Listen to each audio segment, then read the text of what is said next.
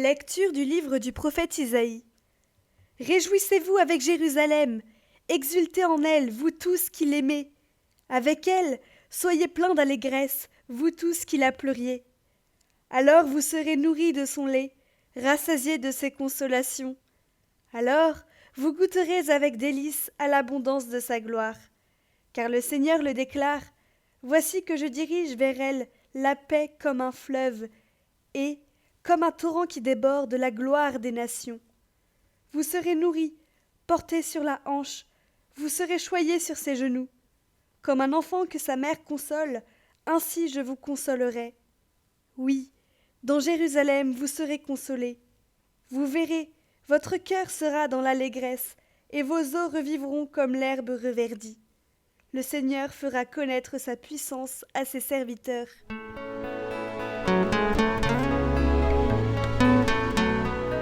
Lecture de la lettre de saint Paul apôtre aux Galates.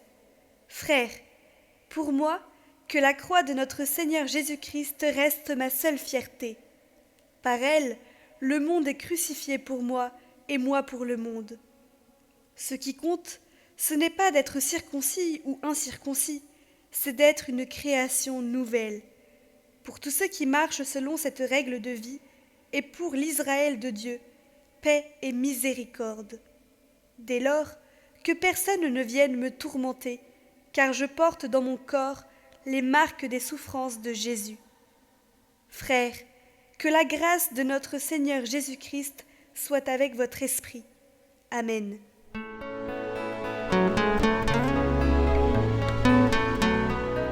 Évangile de Jésus-Christ selon saint Luc. En ce temps-là, parmi les disciples, le Seigneur en désigna encore 72, et il les envoya 2 par 2 en avant de lui, en toute ville et localité, où lui-même allait se rendre. Il leur dit, « La moisson est abondante, mais les ouvriers sont peu nombreux. Priez donc le maître de la moisson d'envoyer des ouvriers pour sa moisson. Allez, voici que je vous envoie comme des agneaux au milieu des loups. Ne portez ni bourse, ni sac, ni sandales, et ne saluez personne en chemin. Mais dans toute maison où vous entrerez, dites d'abord, paix à cette maison. S'il y a là un ami de la paix, votre paix ira reposer sur lui, sinon elle reviendra sur vous. Restez dans cette maison, mangeant et buvant ce que l'on vous sert, car l'ouvrier mérite son salaire. Ne passez pas de maison en maison, dans toute ville où vous entrerez et où vous serez accueillis, mangez ce qui vous est présenté. Guérissez les malades qui s'y trouvent, et dites-leur, le règne de Dieu s'est approché de vous.